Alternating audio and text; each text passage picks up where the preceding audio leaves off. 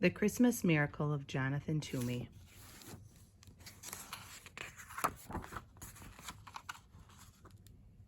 The village children called him Mr. Gloomy, but in fact his name was Toomey, Mr. Jonathan Toomey, and though it's not kind to call people names, this one fit quite well, for Jonathan Toomey seldom smiled and never laughed. He went about mumbling and grumbling, muttering and sputtering, grumping and griping.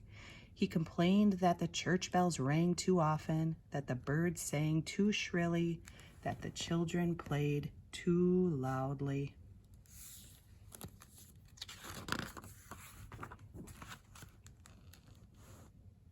Mr. Toomey was a woodcarver. Some said he was the best woodcarver in the whole valley. He spent his days sitting at a workbench carving beautiful shapes from blocks of pine and hickory and chestnut wood. After supper, he sat in a straight-backed chair near the fireplace, smoking his pipe and staring into the flames. Jonathan Toomey wasn't an old man, but if you saw him, you might think he was. The way he walked bent forward with his head down, you wouldn't notice his eyes, the clear blue of an August sky, and you wouldn't see the dimple in his chin since his face was mostly hidden under a shaggy, untrimmed beard, speckled with sawdust and wood shavings, and depending on what he ate that day, with crumbs of bread or bit of potato or dry gravy.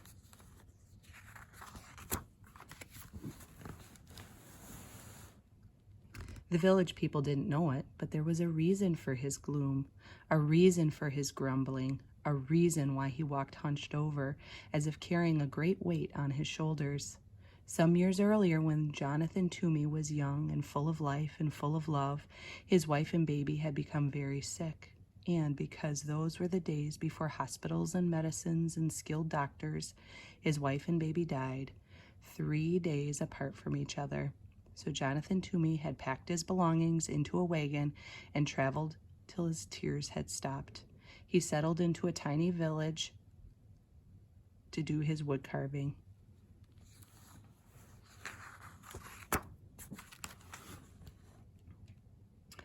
One day in early December, there was a knock at Jonathan's door. Mumbling and grumbling, he went to answer it. There stood a woman and a young boy. "I'm the widow McDowell. I'm new in your village." "This is my son Thomas," the woman said. "I'm 7, and I know how to whistle," said Thomas. "Whistling is pish-posh," said the woodcarver gruffly. "I need something carved," said the woman, and she told Jonathan about a very special set of Christmas figures her grandfather had carved for her when she was a girl. "After I moved here, I discovered that they were lost," she explained. "I'd hoped that by some miracle I would find them again, but it hasn't happened." "There are no such things as miracles," the woodcarver told her. "Now, could you describe your figures for me?" "There were 2 sheep," she told him.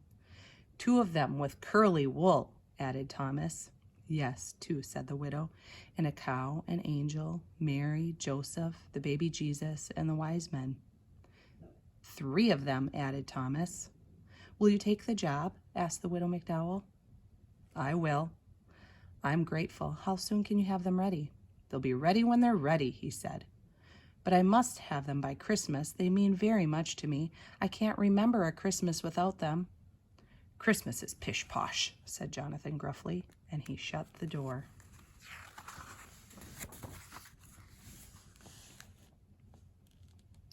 The following week, there was a knock on the woodcarver's door. Muttering and sputtering, he went to answer it. There stood the widow McDowell and Thomas. "Excuse me," said the widow, "but Thomas has been begging to come and watch you work. He says he wants to be a woodcarver when he grows up and would like to watch you since you are the best in the valley." "I'll be quiet. You won't even know I'm here. Please, please," piped in Thomas. With a grumble, the woodcarver stepped aside to let them in. He pointed to a stool near his workbench. "No talking, no jiggling, no noise," he ordered Thomas. The widow McDowell handed Mr. Toomey a warm loaf of cornbread as a token of thanks. Then she took out her knitting and sat down in a rocking chair in the far corner of the cottage. "Not there," bellowed the woodcarver. "No one sits in that chair." So she moved to the straight-back chair by the fire.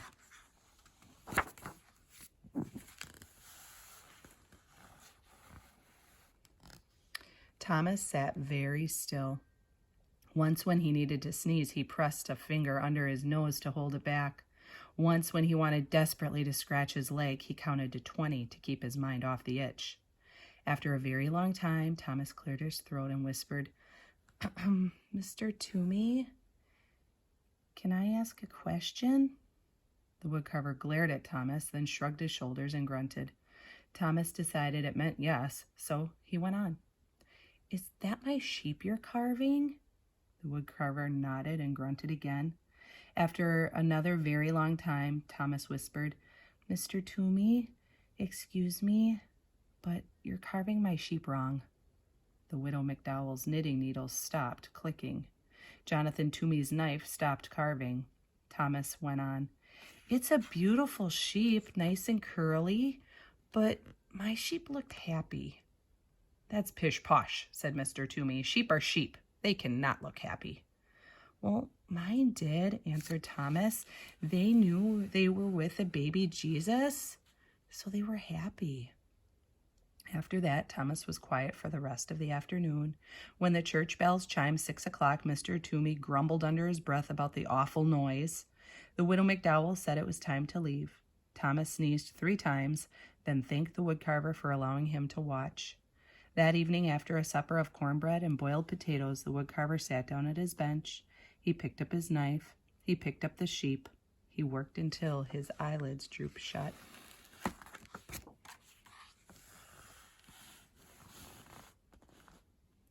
A few days later, there was a knock on the woodcarver's door. Griping and grumbling, he went to answer it. There stood the widow and her son. May I watch again? I'll be quiet, said Thomas.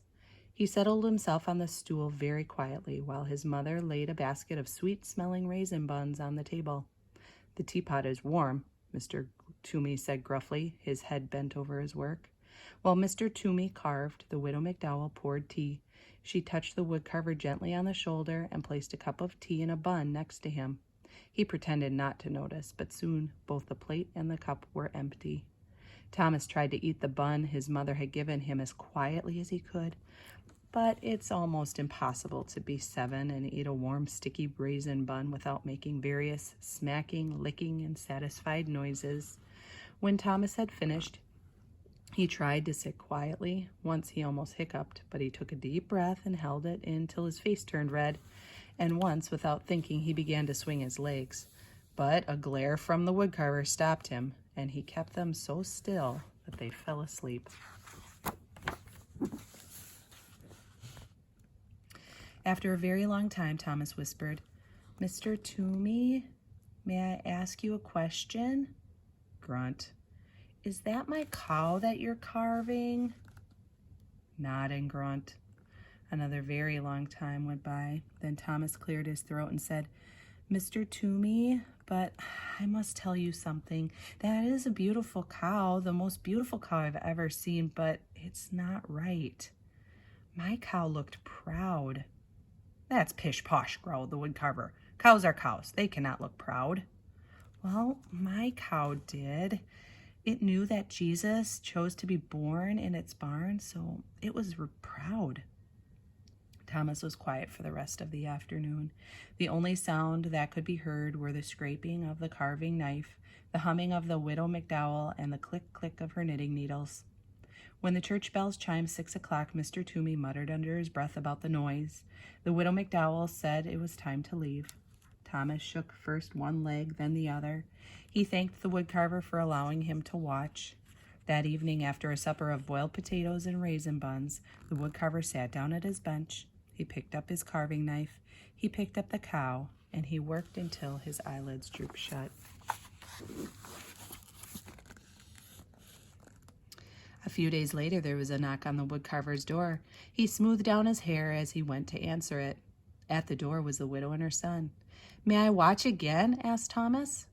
As Mrs. McDowell warmed the tea and put a plate of fresh molasses cookies on the workbench, Thomas watched the woodcarver work on the figure of an angel. After a very long time, Thomas spoke. Mr. Toomey, excuse me, but is that my angel that you're carving? Yes. And would you do me the favor of telling me exactly what I'm doing wrong? Well, my angel looked like one of God's most important angels because it was sent to baby Jesus. And just how does one make an angel look important? Asked the woodcarver. You'll be able to do it, said Thomas. You're the best woodcarver in the valley. After another very long time, Thomas spoke. Mr. Toomey, excuse me, may I ask you a question? Do you ever stop talking? Asked the woodcarver. My mother says I don't. She says I could learn about the virtue of silence from you. Under his beard, the woodcarver's face turned pink. The widow McDowell's face turned as red as the scarf she was knitting. Well, speak up. What is your question? Will you please teach me how to carve? I'm a very busy man, grumbled the woodcarver, but he put down the important angel. You will carve a bird. A robin, I hope, said Thomas. I like robins.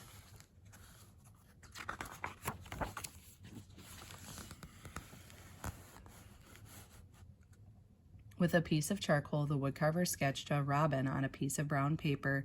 He handed Thomas a small block of pine and a knife. He showed him how to lop the corners from the block and slowly smooth the edges of the wood into curves. Thomas copied the woodcarver's strokes, head bent, tongue working from side to side of his lower lip as he concentrated. When the church bells chimed 6 o'clock, Jonathan Toomey was holding Thomas's hand in his, guiding the knife along the edge of a wing. He didn't hear them ringing. The widow McDowell said it was time to leave. Thomas brushed the wood shavings from his shirt. Then he reached out and brushed 2 especially large pieces of wood shaving from Jonathan Toomey's beard. He thanked the woodcarver for teaching him how to carve. Later, after a supper of boiled potatoes and molasses cookies, Jonathan Toomey went to his workbench. He thought for a long time. He sketched a drawing after drawing. Finally, he picked up his carving knife. He picked up the angel, and he carved until his eyelids drooped shut.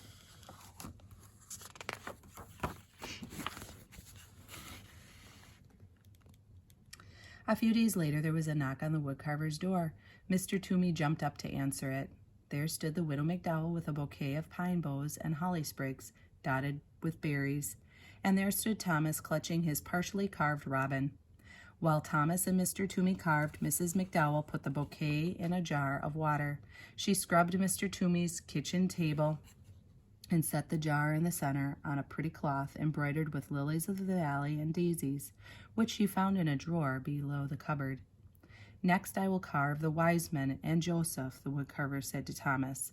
Perhaps, before I begin, you will tell me about all the mistakes I'm going to make? Well, said Thomas, my wise men were wearing their most wonderful robes because they were going to visit Jesus. And my Joseph was leaning over baby Jesus like he was protecting him. He looked very serious. It wasn't until the church bells had chimed and the widow and her son were preparing to go that Mr. Toomey saw the jar of pine bough and the scrubbed table and the cloth embroidered with lilies of the valley and daisies. I found the cloth in the drawer. I thought it would look pretty on the table, the widow McDowell said, smiling. Never open that drawer, the woodcarver said harshly. When the two had left, Jonathan put the cloth away. That evening, after a supper of boiled potatoes, the woodcarver worked on Joseph and the wise men until his eyelids drooped shut.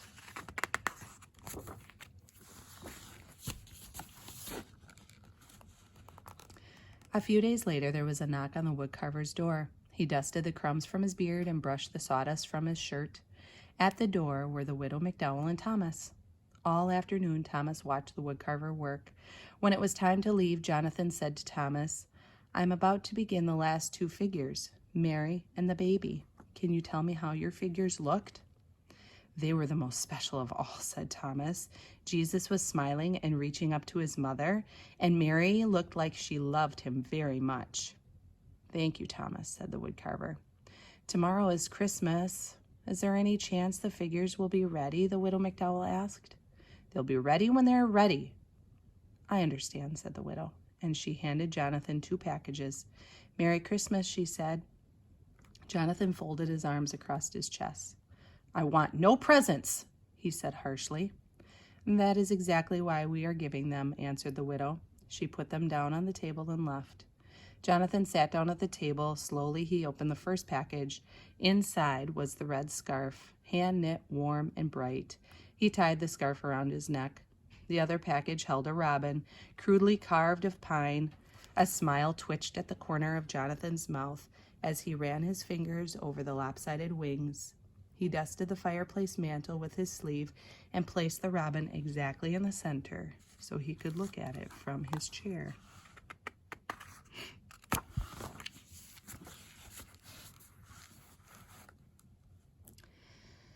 The woodcarver did not eat supper that day. Instead, he began to sketch the final figures, Mary and Jesus. He drew Mary, then wadded the sketch into a ball and tossed it on the floor.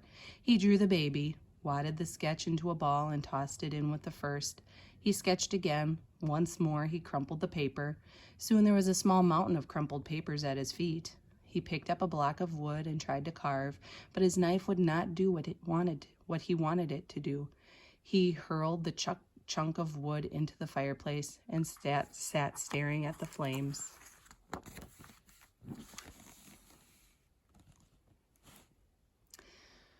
When he heard the church bells announcing the midnight Christmas service, he got up. Slowly he opened the drawer beneath the cupboard, the drawer he had told the widow never to open. From it he took the cloth embroidered with lilies of the valley and daisies. He took out a rough woolen shawl and a lace handkerchief.